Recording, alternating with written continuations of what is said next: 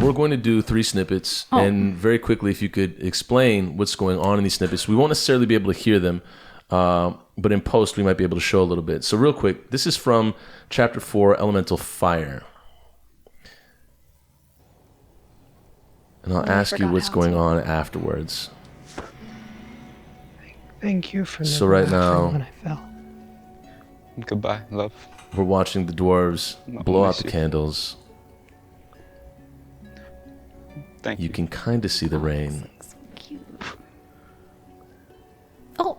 Oh, who's that guy? Doesn't seem right. But now my question in all of this is, when I just watched it for the first time today, and being a part of the production is very interesting to see it. So quickly, did you initially have the intention of having people hear these voices while just seeing people listen? Because that's the first thing I picked up on, like as a through line in all of these. You're seeing a lot of people listen, almost more than you see them talk. Oh. Was that intentional, or I mean, no, not was that intentional, but was that what you envisioned in the beginning for that specific scene with the dwarves and the candles? I think that's interesting. You start with that one. So fire in particular was like the most. I made it after New. Like after that, Yeah. And it was particular I would say the most like co-authored with the team. Yeah. With y'all, like the performers, and also with the cinematographer. I gave them way more reign than I usually ever gave them. They were also the same person that shot New. Okay. So I already knew they did a really good job, and I liked the way that they did it. Yeah. So in terms of intention, I think what is achieved with that is like it's developed in the edit, and I also like to do that, like find out what happens in the edit and what that does in terms of like hearing things, like the overlay of sound, Yeah. kind of creating this non-linear, more atmospheric. Yeah. So when I edited that together, really like this person said this, see them say it. It doesn't really, it's not anywhere near so evocative. Then you kind of like, versus getting a sense of the space, because sometimes when we experience something or remember it, you don't remember it perfectly linearly. Yeah. You remember fragmented, and I think it's really nice to try to capture that in a movie. Absolutely. Yeah. Okay. We'll move on to the next one here. So this next one. Oh. Chapter 2. Thanks for choosing this shot. This Earth. took a lot of color correction. So here we are.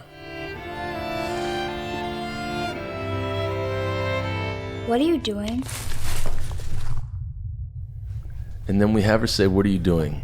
And then you have all the women right Tell there. us what you're now, doing. my question is, when you say color correction, I'll get to the initial question.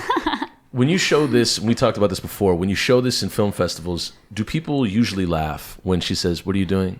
at that point? Because There's some titters, yeah. I cracked up when I saw that. And then I thought about it, and I was like, why am I laughing at that? So when I showed it like individually, Yeah. men would always laugh at that part, and the women wouldn't laugh at that. Yeah. But in the group settings, people do tend to laugh at that. Okay. Because I think it's kind of like, it's like, I get it. It's like a surprise. Like it's like in the interruption, we laugh at a different trajectory. Yeah. Like something suddenly taking a different trajectory. Yeah. But I mean, my immediate like deduction to why men are laughing at it is because that's not something that we have to worry about.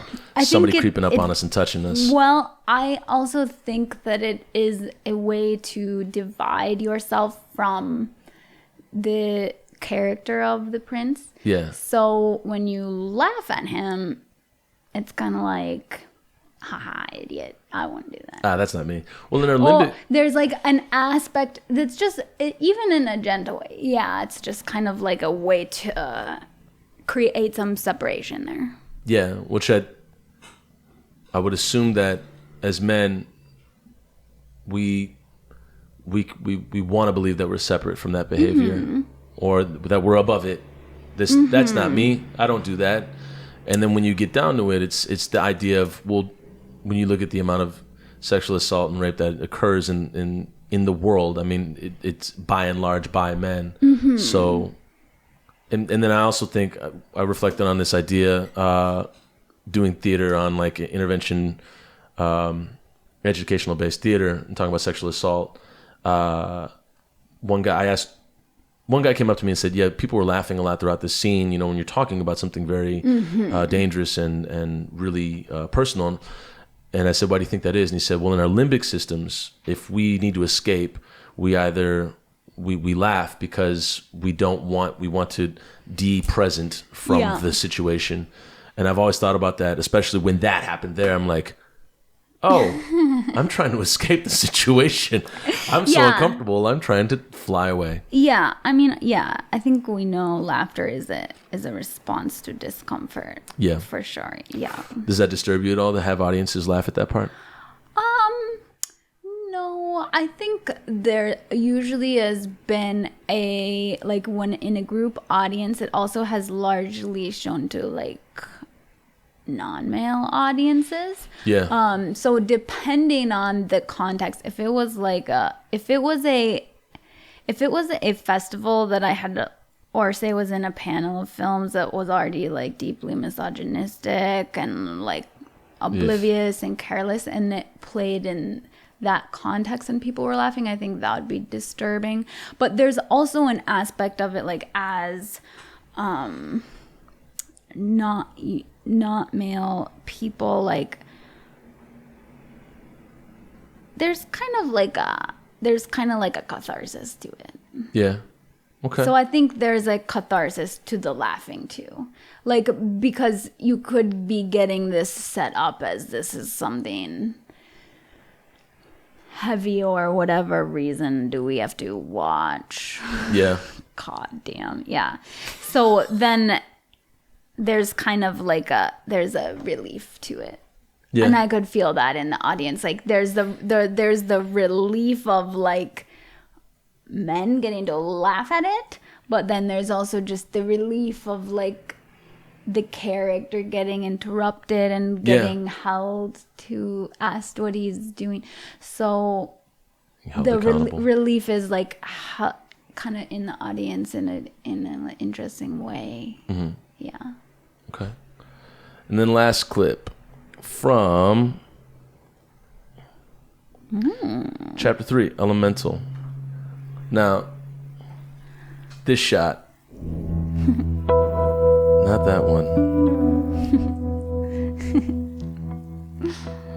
What if you were already whole?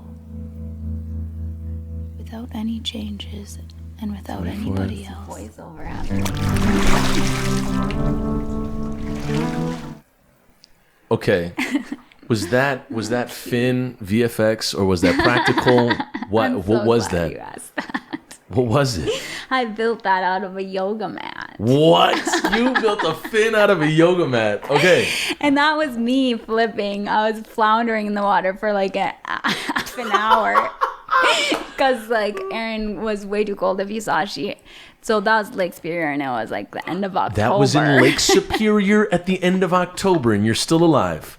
Oh, and my Erin, Lord. because poor Erin had to go down in her like shoulderless to do that lift up shot. So but once she did that, she wasn't doing the tail flip anymore. Yeah, I think we're done. Here. Thank you.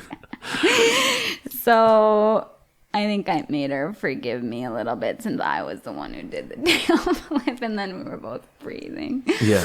But yeah, Oof.